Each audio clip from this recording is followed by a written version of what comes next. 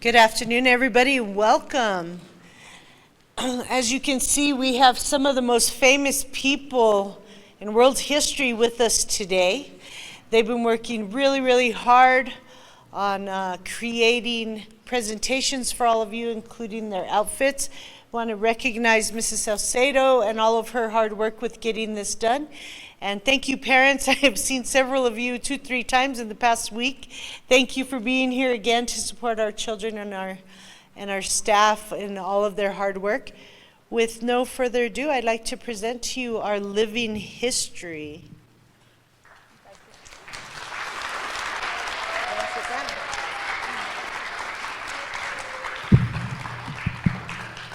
Good afternoon, everyone. This is our culmination of what we have been working on all year long, learning about people in history who have done wonderful things for humanity, and all of our writing skills, research, that type of thing. And so these students here have done a remarkable job of picking somebody of their choice from history, and they're going to replicate that person. It's a hard task to go and do research and turn a biography into an autobiography, a speech. And that's what they've all done, and that's what you're going to witness today. You're going to see just their heart that's been poured into this, and I am so proud of each and every one of them. So thank you for being here. And I would like to go ahead and begin with introducing Jimmy Carter.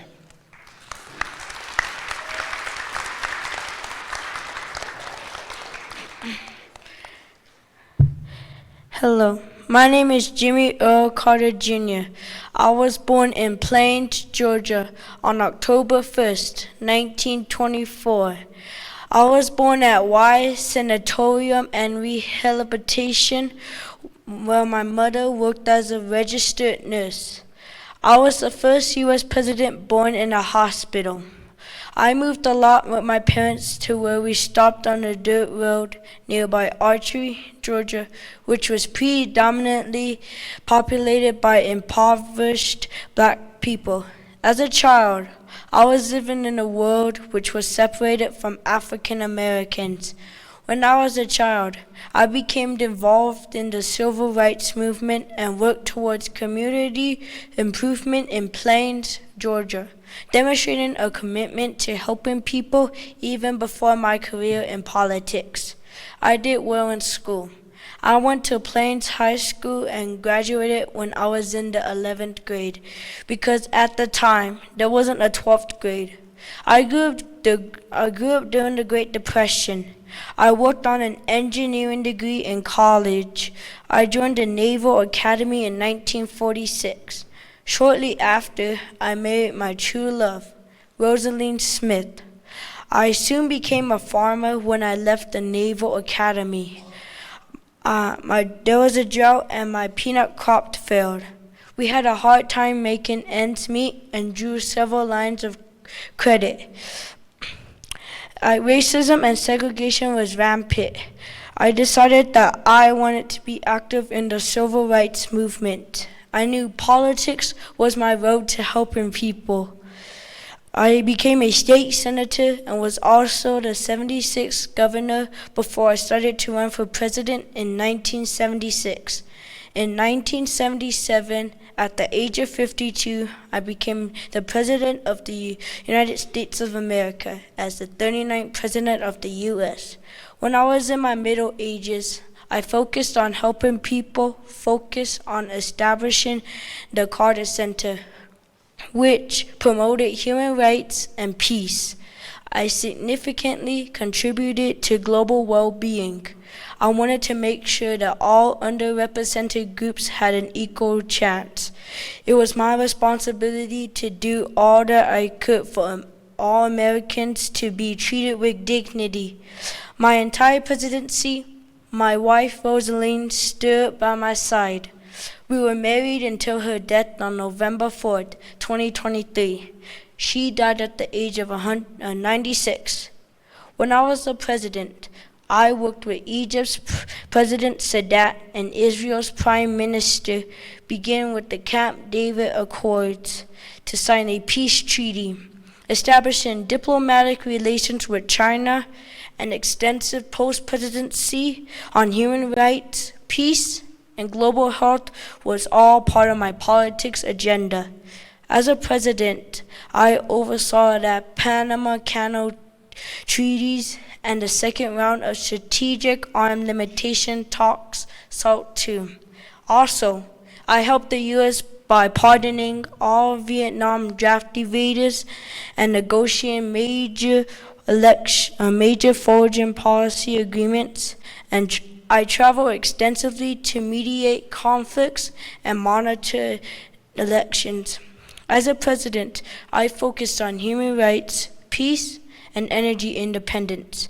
I also created new government agencies like the Department of Energy. Then I established diplomatic relations with China and sought tax reform. However, my presidency was also marked by the Iran hostage crisis and the Soviet invasion of Afghanistan, which ultimately led to defeat. Then on December 29, 2024, I died at the age of 100 years old. I was the first president who ever made it to 100 years old. One of my famous quotes is, "I have one life, one chance to make it count for something." My fate demands I do whatever I can, wherever I am, whenever I can, for as long as I can, wherever I have to try to make a difference. Hello, my name is Landon Kaibatisa. Thank you for listening.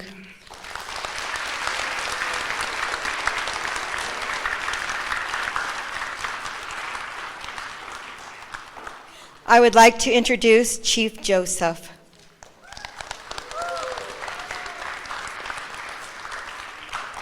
My name is Chief Joseph. I am from the Nez Perce tribe in Washington, Oregon. I was born on March 3rd, 1840. I was known for helping my people survive a dangerous war. My tribe was from the Pacific Northwest.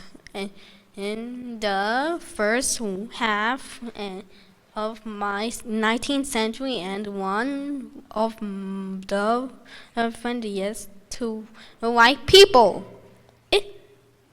In the 1870s, I was the leader of my tribe.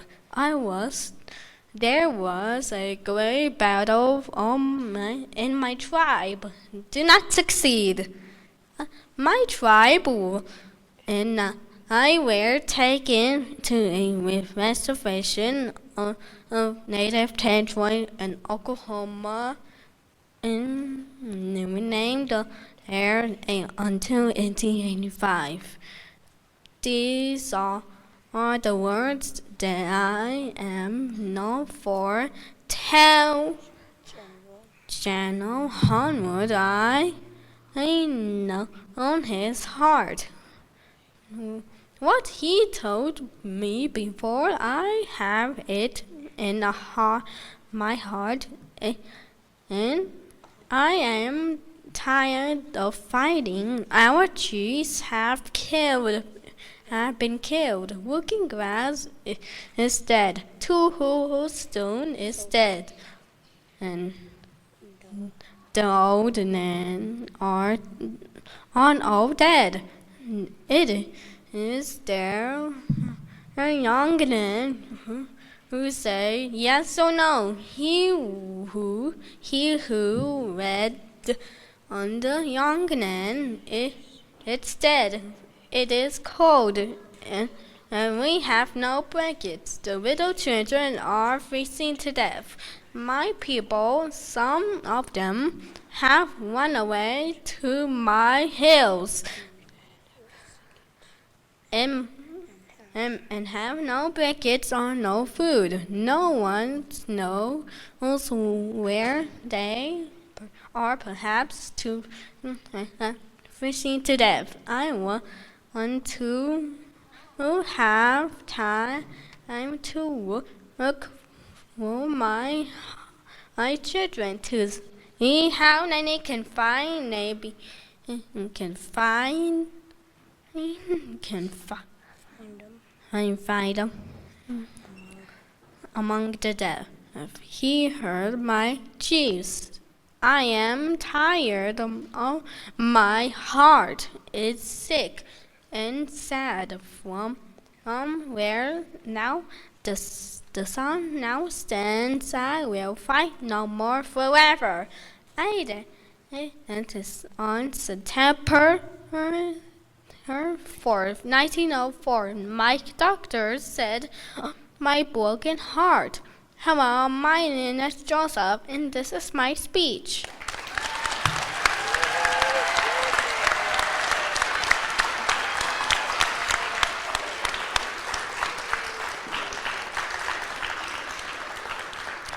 I would like to present Frederick Douglass.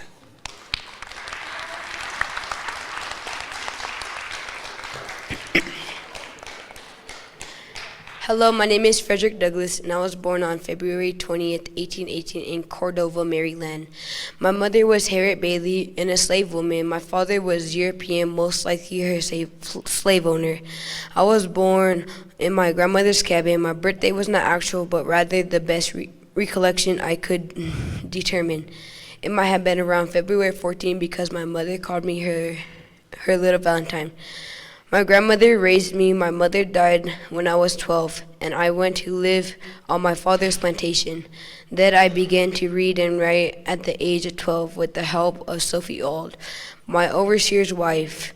After learning to read, I used literacy to advocate my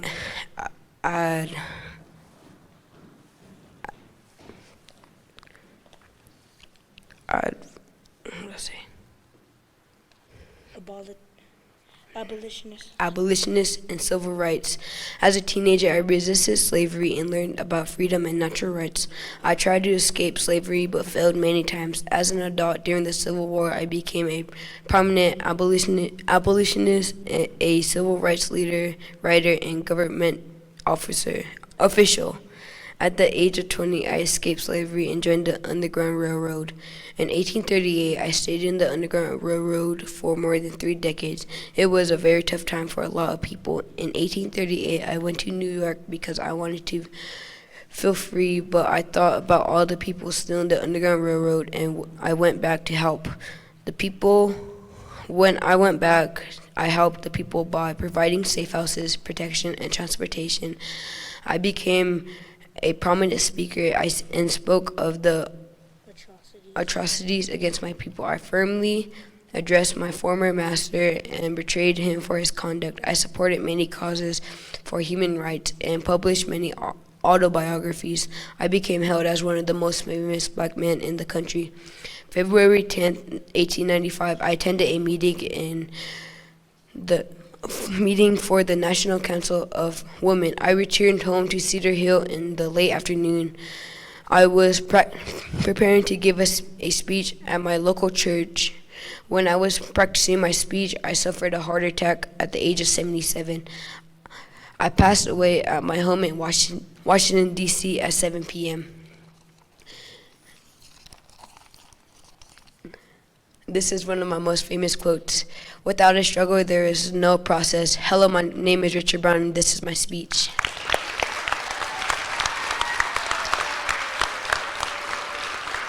I would like to present Sarah Wanamaker.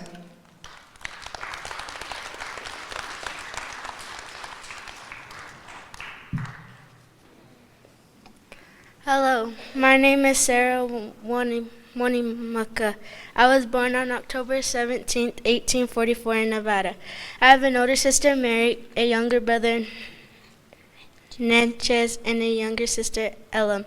My family and I spent our childhood in Eastern Oregon and Western Nevada. When I was 6, my family and I traveled to California, where my parents worked in the cattle industry. In 1857, my grandfather arranged for my sister Elam and I to work and to live in the household of William Osby. My sister and I worked hard in the house. When I was 16, I studied at Catholic school in California. Some of my family had to move to San Francisco and Virginia City because a war started where they lived and they had to escape the war. In 1865, while my family and I were away on a trip, the band was attacked by the U.S. Cavalry.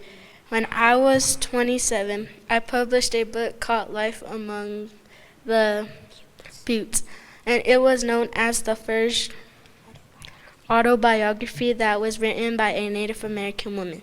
When I went back to Nevada in 1884, I spent a year giving 300 lectures in San Francisco about how the white settlers were rude to the West.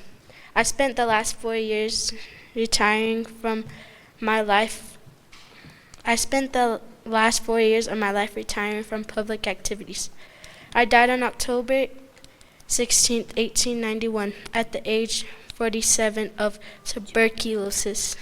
This is a famous quote of mine. When I think of my past life and the bitter trials I have endured, I could scarcely believe I live, and yet I do. With the help of him who notes the sparrow falls, I mean to fight for my downtrodden race while life lasts.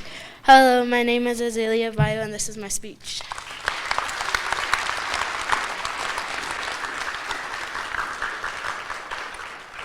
I would like to present Johan Van Holtz.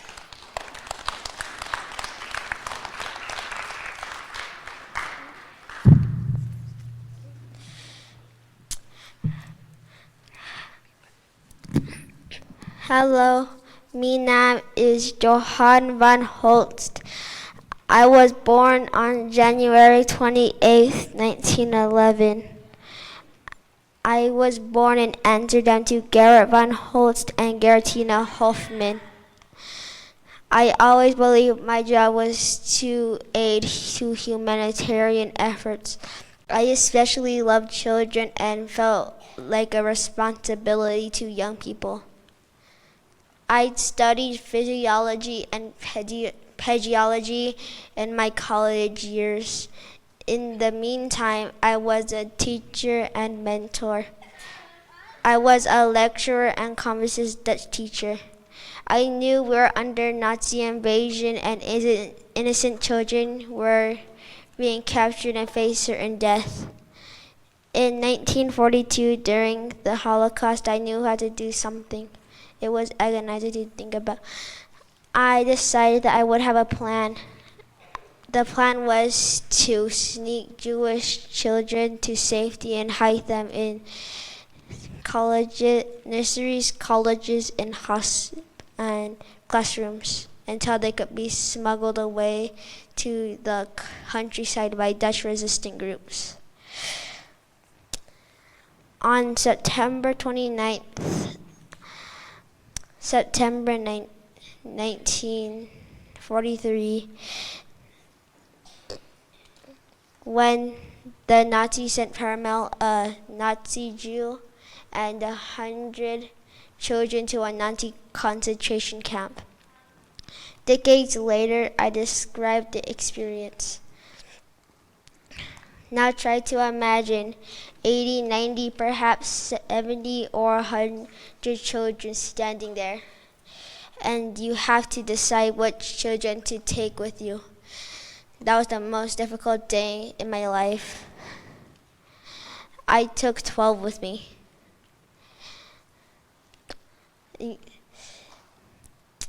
Later, I asked myself, why not 13? I thought 12 was the right number, otherwise the Germans would notice my plan and shut it down. During the last few weeks of the war, I hid after being alerted that Nazis were coming to arrest me just a few minutes before they arrived. After the war, I got into politics and I was a Sultanate of the Netherlands from 1956 to 1981. I continued to be a teacher and play chess. I won at chess in 2006 and again in 2010. During the years of 1973, I received a Vietnam designation. When I was visiting the Netherlands, during the years when I was visiting the Netherlands in 2012, Israel Prime Minister Nehru said to me, "We say those who save one life save a universe. You saved hundreds of universes." I want to thank you in the name in the Jewish people, but also in the name of humanity. On March 22nd, 2018, I passed away at the age of 107. My gravestone reads, "Mr. Van Holtz was truly an impression how one person can make a real difference, even in the darkest of times." It was recorded that 600 Jewish children and babies were rescued because of my conviction to do everything for humanity, even in the most vulnerable, the most precious and valuable to mankind. Hello, my name is Gilbert Tuahaftua, and I hope you learned about a great man from my speech.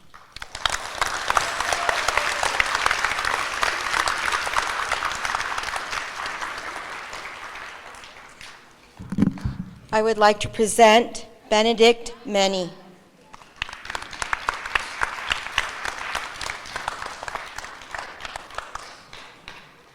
Good afternoon, guests, staff, and students. I am very happy to see you all today. My name is Benedict Many, and the real name given to me at birth was Angelo Errico Many Figini. My birthday is on March 11, 1841, and I was born in Norcolt, Italy. I was the fifth child of 15 children born to my parents. On the same day I was born, I was baptized. At a young age, I was looked upon as having a spiritual and religious personality. People thought that I was intelligent and smart. In my heart, I always knew that I wanted to help others through my belief and trust in God. As a teenager, I worked for a local bank. One day, while working, I was asked to give false information, which I refused to do. This bothered me so much that I decided to quit my job. It helped me realize that I wanted to pursue a religious calling. At 19 years old, I volunteered during the war to help wounded soldiers by taking them to the hospital for care. It was there that I met and became a member of the Hospitallers of St. John of God. I studied philosophy and theology, which made my path to priesthood. I took my vows in 1866 and took the name Benedict. In 1867, Pope Pius IX ordered me to work on restoring the work of St. John of God in Spain and in Portugal.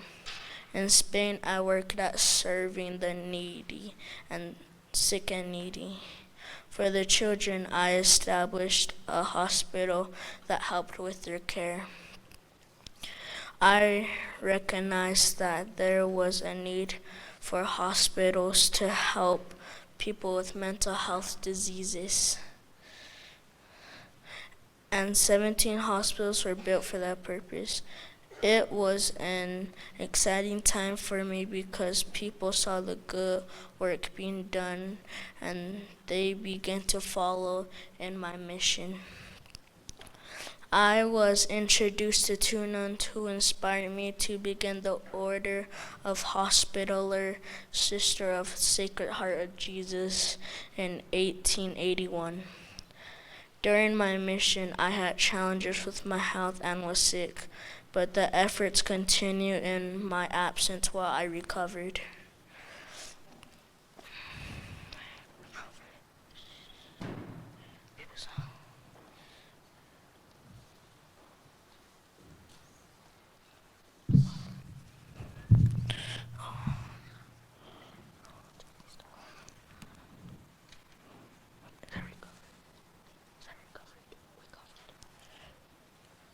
covered. By the 1900s, my work and efforts paid off, and it helped to build new hospitals and institutes in different countries. My life ended with the Holy Death in France on April 24th, 1914. The time before I died, I suffered from a stroke and developed dementia. A fever took my life, but I was at peace for the work and efforts I made for the people that I served. I was very humbled to be a servant of God. It takes 2 miracles to be considered for sainthood. That was proven, and on November 21st, 1999, I was canonized as saint. My feast day is on April 24th. Thank you everyone for your attention today. I hope you are inspired to be good to others and you help others in time of need. Study hard so that you can be successful in life. May God bless you. Hello, my name is Terrence Gunn. This is my speech.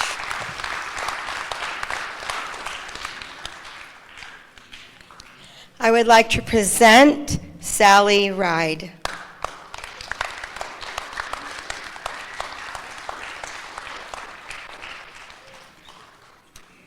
Hello, my name is Sally Rye. I was born on May 26, 1951 in Encino, California.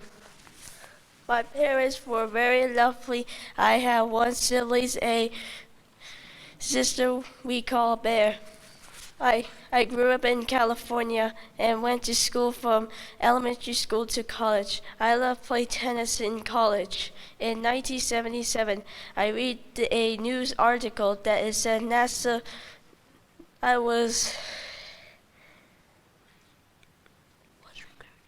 securing a new group of astronauts for a program. And we're looking at women for the first time. They had only been one woman astronaut. That was in Russia. I put on my application, and after the long process, I was chosen of Group 8. There was announcements that a woman will be part of a crew that will fly into space. Of course, I applied, and many women replied. I was chosen, and I was so excited. I made a mission to space on the space Challenger, and I was able to operate the robotic arm. I became the very famous astronaut, American woman in astronaut. I work harder to process scientists and international education for all children.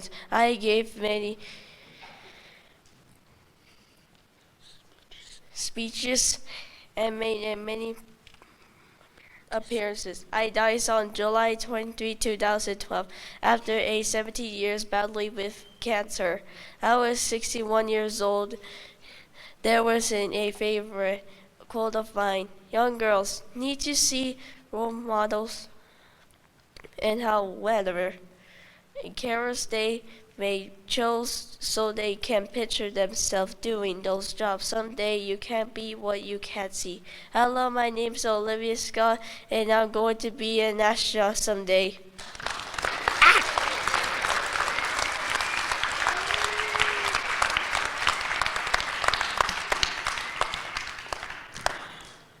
I would like to present Harriet Topman.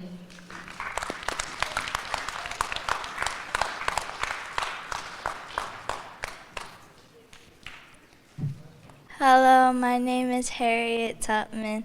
I was born around March 1822 in Maryland, but the actual date is unknown. My parents were both enslaved and my siblings were sold to other slaves. My name was Araminta Minty Ross. At the age of 6, I was hired out as a nursemaid to help a woman named Miss Susan. I was to take care of her baby. If the baby would wake and cry, I would get whipped. I was whipped all the time. I had lifelong scars from the whippings I received when I was young. I endured many beatings and would run away often. I finally left that place and worked many jobs. I was hurt very badly and had seizures. I decided that I had to get away once and for all. I traveled harsh and long days and nights. I found my way to Philadelphia. I was free, but what about the others? I decided I would go back and help others find freedom. I became a spy and a nurse. I helped people escape using the Underground Railroad. I had many helping and supporting my efforts in helping other slaves find freedom. One person was Frederick Douglas. He was strong and well known. We had great admiration for each other. My faith was great as well. I became known as Moses because of his words, "Let my people go." Our work was dangerous and required lots of ingenuity. Douglas, many slaves, and I were never captured. I am the conductor of the Underground Railroad. I died on March 10, 1913, at the age of 91 of pneumonia. This is a famous quote of mine. There was one of two things. I had a right to liberty or death. If I could not have one, I would have the other. Hello, my name is Ivory Johnson, and this is my speech.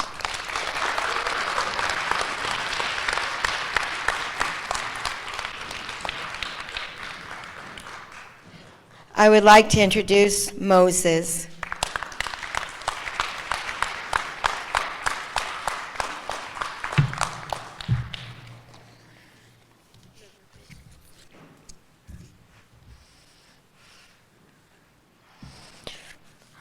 Hi, I'm Moses. I was born in Egypt at a time when Pharaoh made a terrible rule. Every Hebrew boy would be thrown into the Nile River or be killed.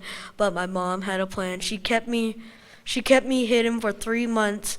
Then when she couldn't, put me in a wooden basket and sent me floating in the Nile River. But God was watching. Pharaoh's daughter found me and raised me in the palace. I grew up like a prince, but I always knew that I was a Hebrew. One day I saw an Egyptian hurting one of my people. I lost my temper. And I killed the Egyptian and ran away to the desert. I thought that I would stay hidden forever.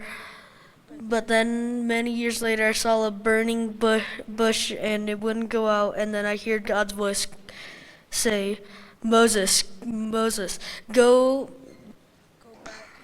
back and lead my people out from slavery." So I went.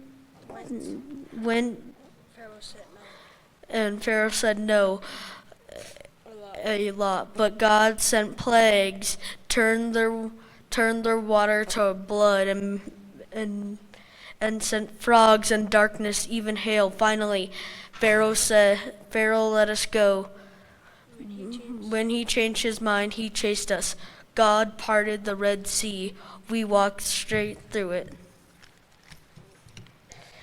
In the desert, people complained, but God provided. I climbed Mount Sormor and got the 10 Commandments. When I got back down,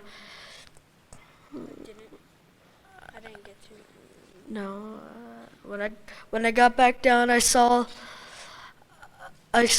my people worshiping other gods.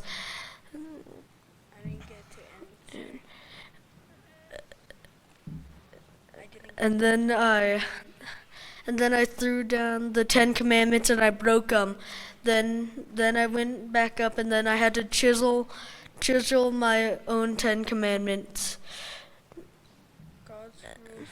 God's rules for living. I didn't, but then when I got back down, we started to walk again, and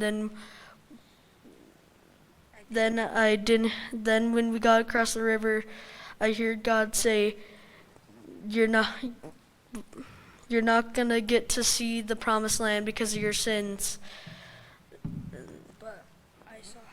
But I saw how God turned slaves into a free nation, and that's a story I'll never forget.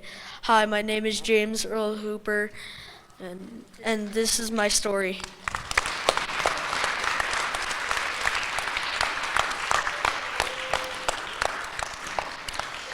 I would like to present Maria Tallchief.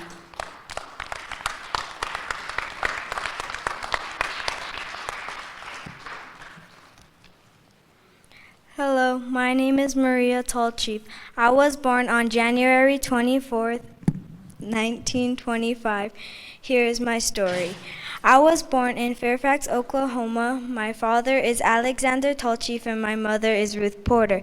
I am a Native American from my dad, who is an Osage member. When I was young, I loved dancing and music. When I was 3, my mother saw my love for ballet and put me in ballet lessons. I have 2 siblings, a sister named Marjorie and a brother named Gerald. When I was 8, my family and I moved to Los Angeles so my sister and I could do more advanced training. In Los Angeles, I started going to a new school called Beverly Hills High School, but lots of kids started to make fun of my last name and just me for being Native American. Students made fun of how my last name was spelled and mocked me. The discrimination, not only by students but by teachers, was extremely painful. After I graduated Beverly Hills High School, I started putting more of my focus on dance and training. When I grew up, I was told to change my last name to Tallchieva to sound more Russian, but I declined because I was proud of my heritage and proud of being Native American.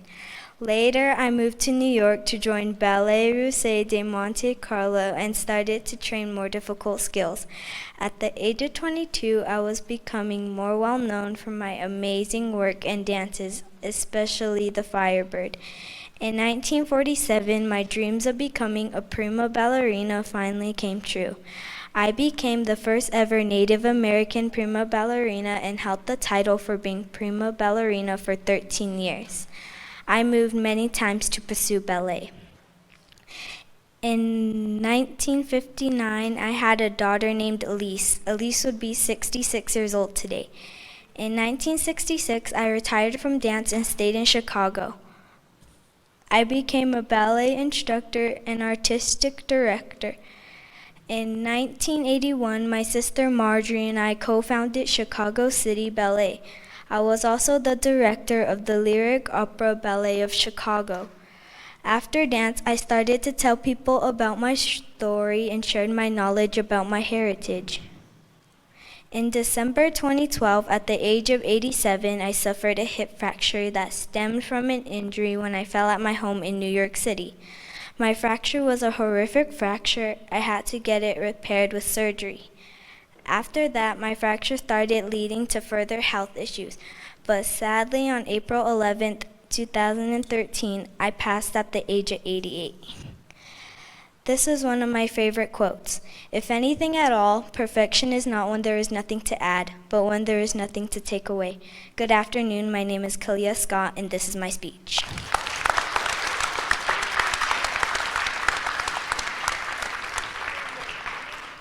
I would like to present Chester Nez.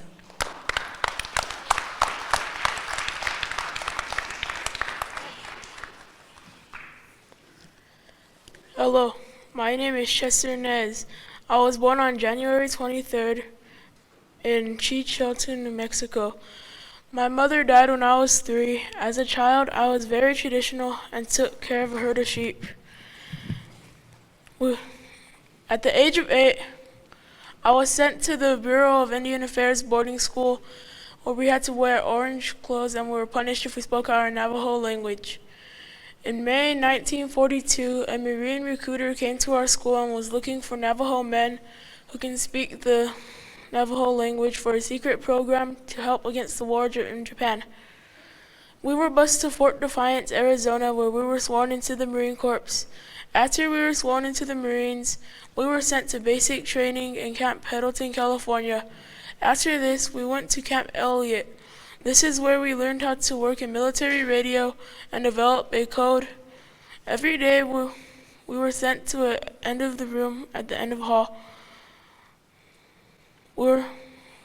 This is where we developed the code. It was supposed to be a short, simple code based on the Navajo language. By the end of our time in Camp Elliott, we learned how to take apart and put back together a military radio blindfolded. After this, I was deployed to Guadalcanal in 1942. After this battle, I was later sent to Bougainville in 1944. And I was sent to Guam and later Peleliu Island. I was finally inactive for about 11 years until I got called into active duty and stationed in Hawaii and Idaho during the Korean War. After I returned, I still served in the Marine Corps as a reservist.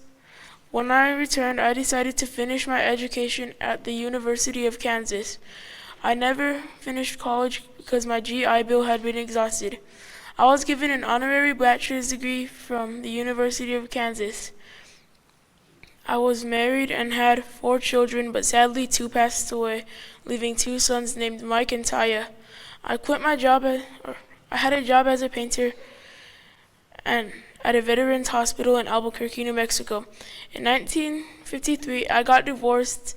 A couple years later, I quit my job as a painter and started to go with the other 28 original code talkers to tell our story and roles in the war. We went to cities telling younger generations about Navajo code talkers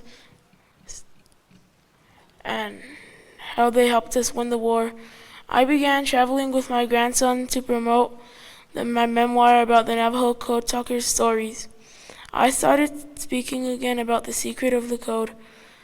I worked at a VA hospital in New Mexico, and then I retired in 1974 and stayed home until I was rewarded with the Congressional Medal of Honor in 2001. 3 years later, I suffered from kidney damage and later that year died due to kidney failure at the age of 93.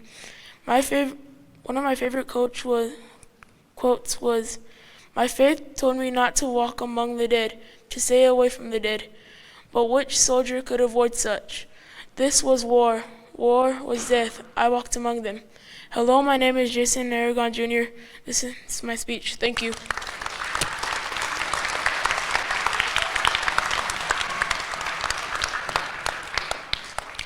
I would like to introduce Kateri Takawita.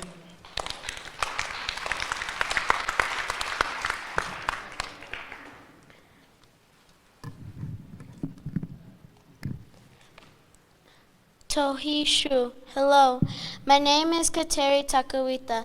I was born in 1656, Arsville, New York.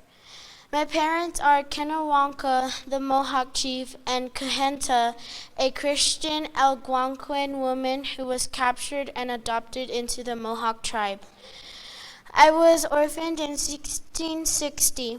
I lost my family from an illness called smallpox. I survived the illness, but it left me with facial scars and impaired eyesight, which almost made me blind. I was taken care of by my father's relatives, including my uncle, the Mohawk chief. I learned my traditional skills from my family. At 17 years old, my family wanted me to get married, but I refused and continued to focus on my religious path. I was called the Lily of Mohawks at the age of 19. I was embraced by the name Kateri from my Mohawk family, which means clear or pure, and Takawita from the Catholic Church, which means she who bumps into things. When I was a teen, I learned about Jesuit missionaries, which sparked my interest in Catholicism. I eventually embraced the faith and got baptized at the age of 20. When I became older, I helped my people with the Christian faith, also by serving others that are poor. I taught the children the prayers of the Catholic Church. I remained steadfast and served as an example of resilience. I helped children with smallpox. I also helped a man restore his hearing.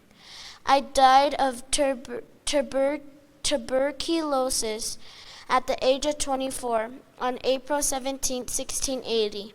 Shortly after my death, the scars on my face cleared. I was buried at St. Francis Xavier Mission in the Mohawk Nation at Kahanawake, near Montreal and Canada. My last words were, "Jesus, I love you." I became a saint by being declared venerable by Pope Pius the 11th in 1943, beatified by Pope John II in 1980, and finally canonized by Pope Benedict XVI in 2012. My feast day is on July 14th in the U.S. and April 17th in Canada. I have a statue at my shrine in Fonda, New York. After my death, many miracles were recorded, such as restoration of hearing, healing of flesh-eating bacteria, and most of all, several children being healed of smallpox, as my smallpox scars were erased from my face at my death. Hello, my name is Tanisha Kateri Takawita, and this is my speech.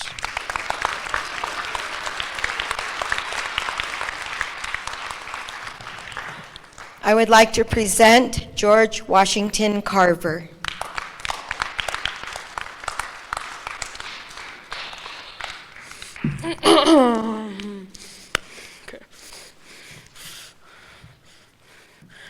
Hello, my name is George Washington Carver. I was born on January 1st, 1864, although the definite date is uncertain, in Diamond, Missouri. Shortly after birth, my mother, sister, and I were kidnapped by night raiders, and our slave owner, Moses Carver, negotiated with the raiders and were able to gain my return. After slavery was abolished, Mr. Carver and his wife raised my older brother and I as their own children. I was encouraged to go to school for black children. I've lived on the farm with my brother, parents that owned the farm. My dad taught me how to take care of the plant crops, and my mother introduced me to medicine, writing, reading, and math. And I soon became interested in plants and showed that I cared for them. My parents always encouraged my education. I wanted to go, at the age of 13, I wanted to go to an academy to study. I had to live with a foster family in Kansas. I attended many situations. I attended a Highland College in Kansas, but was able to go to Iowa State Agriculture College. I was the first black student enrolled there, and I was able to obtain my bachelor's degree. I was eventually given an honorary and decorated degree in science by Simpson College and Selman University because of my extensive studies and work in agriculture, farming, industrialism, and inventing. My legacy was that I was able to develop and order farmers, manufacturers, scientists, and developers in order to create the best and healthiest products. On January 5th, 1943, in Tuskegee, Alabama, I was 78 years old. I never married. My burial was held in my home state, Missouri. I'll always be grateful for my mother, Susan Carver, for teaching me about plants, medicine, as a young child. It became my destiny. My favorite quote: "Anything will give up its secret if it's loved enough." Hello, my name is Fabian Edwards, and this is my speech.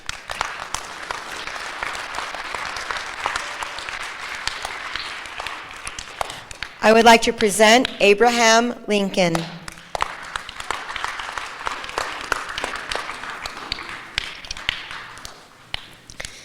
Hello, my name is Abraham Lincoln. I was born on February 12, 1809, and this is my story. I was born in Laurel County in Kentucky in a log cabin. My mother died when I was 9 years old, and that left my sister to do her job. Eventually, my father remarried, and I called her mother as she required. As a young child, I worked doing farm chores. I went to school on and off, but always read as I loved reading. As a teen, I was tall and strong. With some friends, we left home in search of adventure. That is when I witnessed slave markets.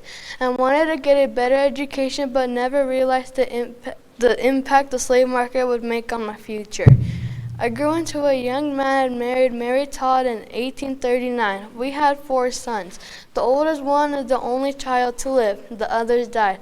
I was diligent about education and became a lawyer. I became a Republican and was known in political circles.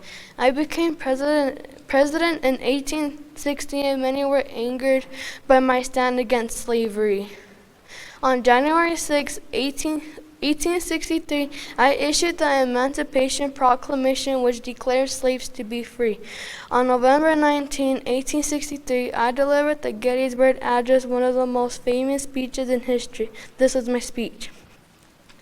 77 years ago, our fathers brought forth upon this continent a new nation conceived in liberty and dedicated to the proposition that all men are created equal.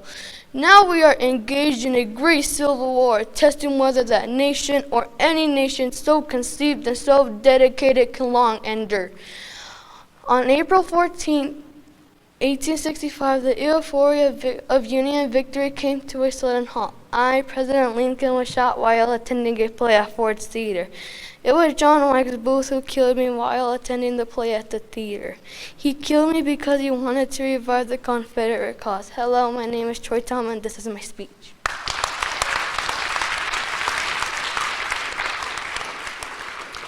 I would like to introduce Mother Teresa.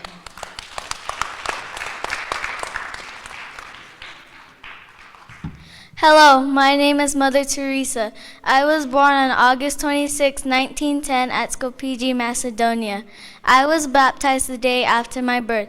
Later, my family considered August 27th my true birthday. My dad died 9 years later on August 2nd, 1919 because he was poisoned by Siberian agents. He was 45 years old when he died. At the age of 12, I felt the call of God. I knew I had to spread the love and care of God to others. At the age of 18, I left my home to join the Sisters of Loretto. But before I could join the Sisters of Loretto, I had to learn English. I joined the Sisters of Loretto to fulfill my dream of serving the poorest of the poor. On May 24, 1931, I said my vows in a church as a nun. A few months after that, I became a nun. I was training in Dublin, then I was sent to Calcutta, India, to the Loretto community to fulfill my calling as a missionary and serve the poorest of the poor. In 1946, I answered a call within a call. I was told by God to leave the convent and live among the poorest of the poor. I replaced my Loretto habit for a white cotton sari with a blue border. I then founded a school in Calcutta before tending to the poor and hungry. 7 years later, I opened an orphanage for the children in Calcutta so the children of Calcutta could have the love and care of others. I was so troubled because I had to beg for food and supplies to feed the children. On October 7, 1950, I founded the Missionaries of Charity. My task was to love and care for those who had no one, the hungry, the naked, the homeless, the crippled, the blind, the lepers, and all those who were unwanted, unloved, and uncared for throughout society. I received a Nobel Peace Prize in 1979 for all my years of dedication to the poor. I received numerous honors, including the 1962 Roman Magsaysay Peace Prize and the Presidential Medal of Freedom Award. I died on September 5, 1997 at the age of 87 because of heart failure. My illness was caused by too many poor and hurting people in the world. I was buried 8 days after my death in the Mother House of the Missionaries of Charity in Calcutta, India. I was canonized a saint on September 4, 2016 due to a miracle of healing a woman with a tumor in her abdomen in 1998 because she prayed to God that she will get better in my honor. This was a favorite quote. It was not enough for him to die for us. He wanted that we love one another, that we see him in each other.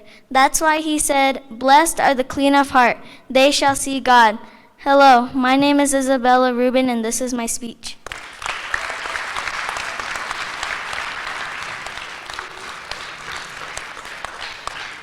I would like to present Desmond Dawson.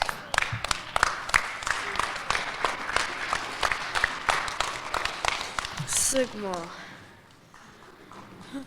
Hello, my name is Desmond Dawson. I was born on February 7, 1919, and this is my story. I was born in Lynchburg, Virginia. I was shaped by my upbringing, working-class family in Virginia, where I was raised with a strong Seventh-day Adventist faith. I grew up during the Great Depression, so we were very poor. I had to quit school in 8th grade to help my family. I worked at the lumberyard to help support my family. I chose to go into military, although I was offered deferment because I was working in the shipyard at that time. In 1942, I was sent to South Carolina for military training. Because of my strong faith, I refused to carry a weapon in combat. I assigned the position of a medic.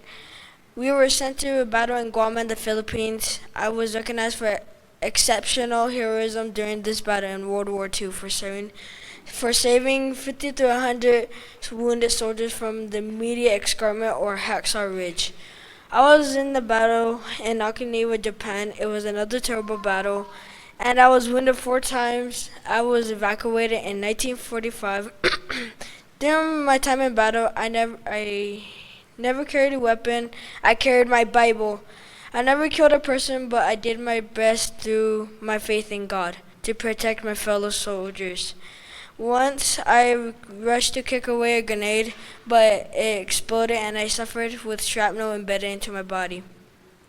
This was a very agonizing time. I just remember praying the whole entire time, asking, "Please, Lord, help me get one more." I was awarded several medals, including the Medal of Honor. After the war, I got PTSD. That was a rare disease. At that time, when I had PTSD, I had nightmares and trouble sleeping. After the war, I worked with my Seventh-day Adventist church, including serving as a deacon. My favorite quote was, "While I believe in this commandment, though I shall not kill, my belief in freedom is as great as that of anyone else."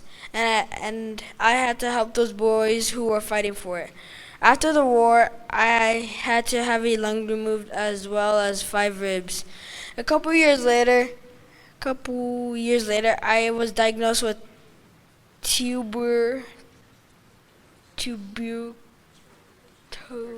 tuberculosis, contracted only. When I got older, I had trouble breathing. I died at my home in Piedmont, Alabama of respiratory alignment on March 23rd, 2006. Hello, my name is Derek Tina, and this is my speech.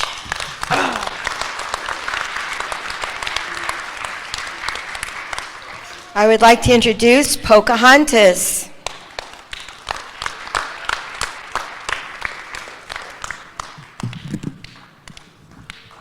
Hello, my name is Pocahontas. I was born in the year 1569. I was from a tribe called the Powhatan tribe in Virginia. I was the chief's daughter. My mother had died giving birth to me. My birth name is Montawaka, but I am known as Pocahontas after my mother, which means playful one. As a child, I had engaged to learn Powhatan activities like farming, building, cooking, making clothes, and survival skills.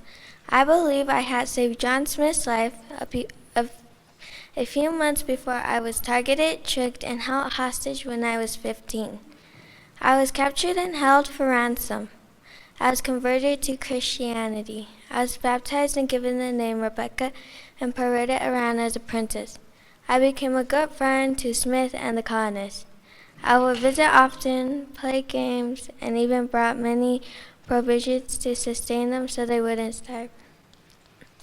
I met a person named John Roth when my tribe had given them back their weapons back. I was able to go back to my tribe. I married John Roth when I was 18 and he was 29 on April 5th, 1614. Later we had a son named Thomas Roth. After I married John Roth, I had taken a significant role of becoming a bridge between the colonists and my tribe. The marriage was controversial as many referred to me as heathen. My husband John was very wealthy and prominent and loved me, so he protected me.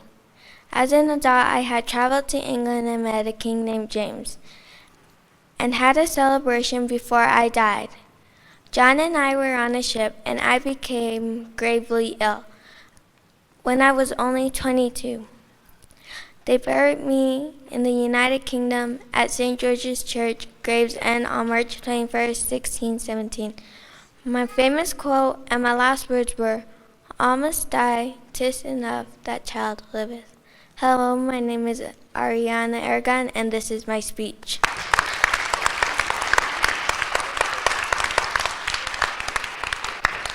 I would like to introduce Louis Braille.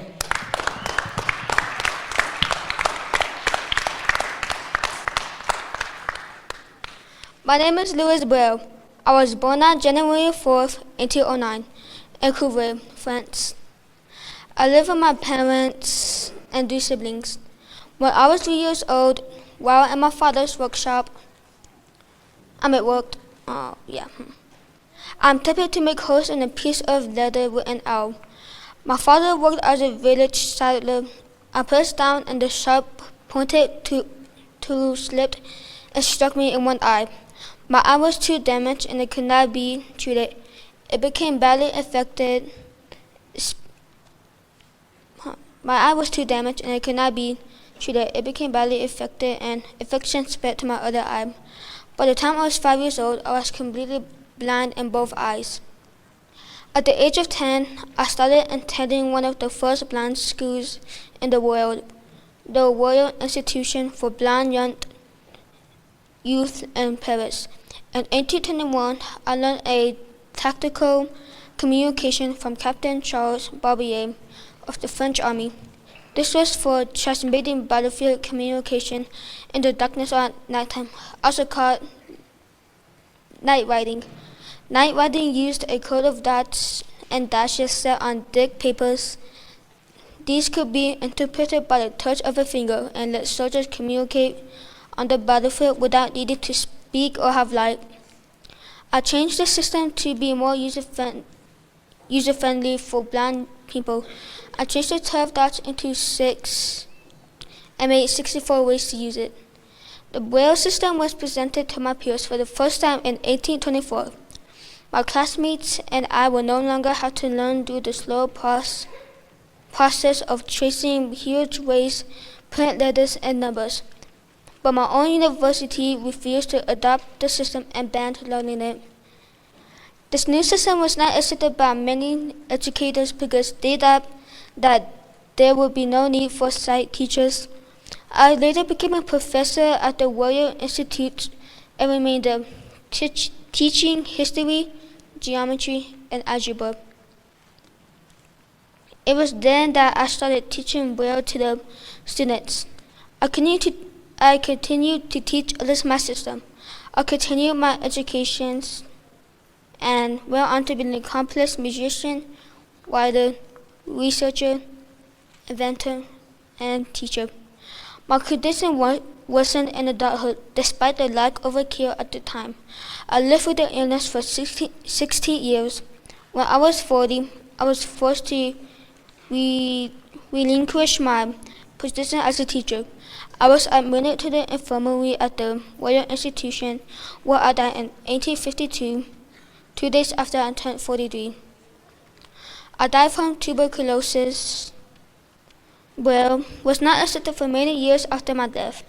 It is now commonly used by many with sight impairments and language, symbols, numbers, math, and music, all using the 6 dot combinations. I became a hero to many people with sight impairments because it has allowed many to use this form of communications to obtain degrees and education that would not otherwise be available.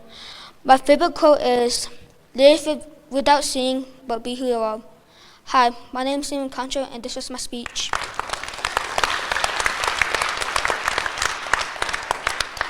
I would like to present Martin Luther King Jr.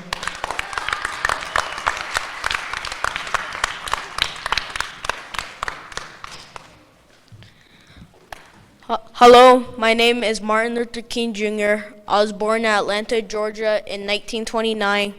When I turned 5, I began school at Young Street Elementary School in Atlanta. When I started first grade, I was not able to attend because I was too young. I was sad because I love learning. When I was a boy, my grandmother lived with us. I loved her very much. It devastated me so much when my grandmother passed away that I jumped out my second-story window. I wasn't hurt badly, but I missed my grandmother so much. I did well in school. I graduated from Morehouse College at the age of 19 in 1948. I married Coretta Scott King and we had 4 kids. I was tired of the abuse and racism that my people were getting. When Rosa Parks was arrested for not giving up her seat on the bus, I knew it was time to take a stand. I started out slowly, but as time went on, I became as the man who spoke up. I believed that peaceful speeches and marches would make a difference. On August 28, 1963, I read my famous speech, "I Have a Dream," at Lincoln Memorial in Washington, D.C. 5 years later, I was assassinated by James Earl Ray at the Lorraine Motel in Tennessee on April 4th, 1968 at 6:01 p.m. My favorite part of my I Have a Dream speech is, "I have a dream that my 4 little children will one day live in a nation where they will not be judged by the color of their skin, but by the content of their character. One day, right here in Alabama, little black boys and black girls will be able to join hands with little white boys and white girls as sister and brother. I have a dream." Hello, my name is Wyatt Martin, and this is my speech.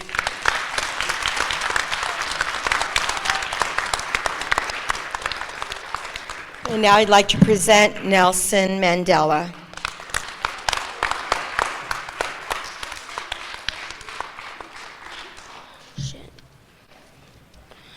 Hello, my name is Nelson Mandela, and here is my story. I was born on July 18, 1918 in Mavenzo, South Africa. My real name was Rolilala Mandela. I was given the name Nelson on the first day of school because my name was difficult to pronounce, so I got the name Nelson. In 1930, my father sadly passed away when I was 12. And I was raised by my uncle.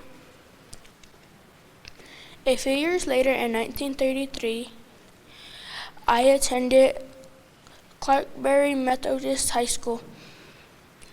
And later, I continued my education at Wesleyan College.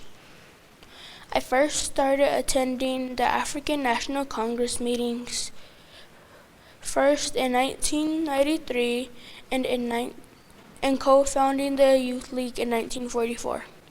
I helped I had obtained my license as a lawyer and was instrumental in helping with several African nationalist groups.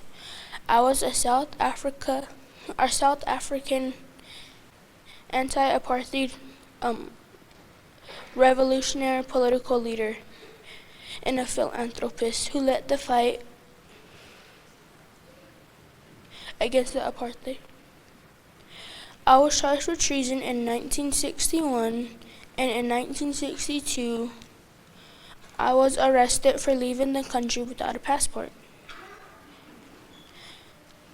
And in 1964, I was the government's #1 most accused, along with 7 other defendants. And I was sentenced to life imprisonment on June 12, 1964. I was imprisoned on Robben Island and moved to Pollsmoor Prison, and finally moved to Victor Vester Prison. I was released on February 11, 1990. And in 1994, I became the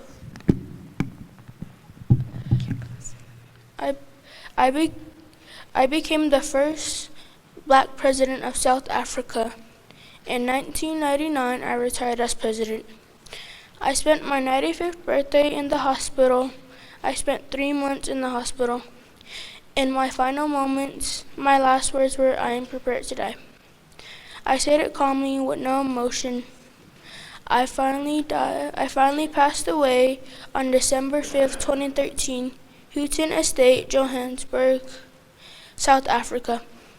One of my famous quotes is, "Education is the most powerful weapon which you could use to change the world."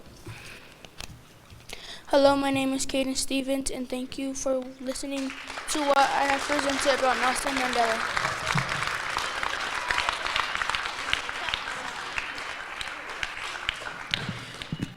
First of all, I want to say thank you for all of your endurance for sitting here through the speeches. I know they're lengthy, but these children put so much heart into these speeches, and it's amazing information. You all just had a giant history lesson, basically. So anyway, secondly, our students would like to say thank you to their families for helping them to get these beautiful, wonderful costumes that they're wearing. And I'd like everyone to clap for our families who provided these beautiful costumes that the students are wearing.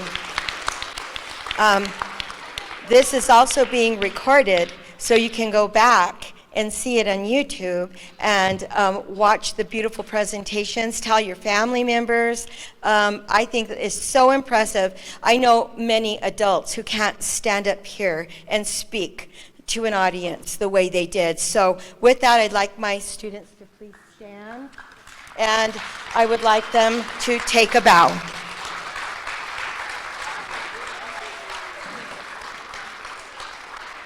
Thank you all for coming. If you'd like to come and take pictures with them, we encourage that. Thank you so much for being here today.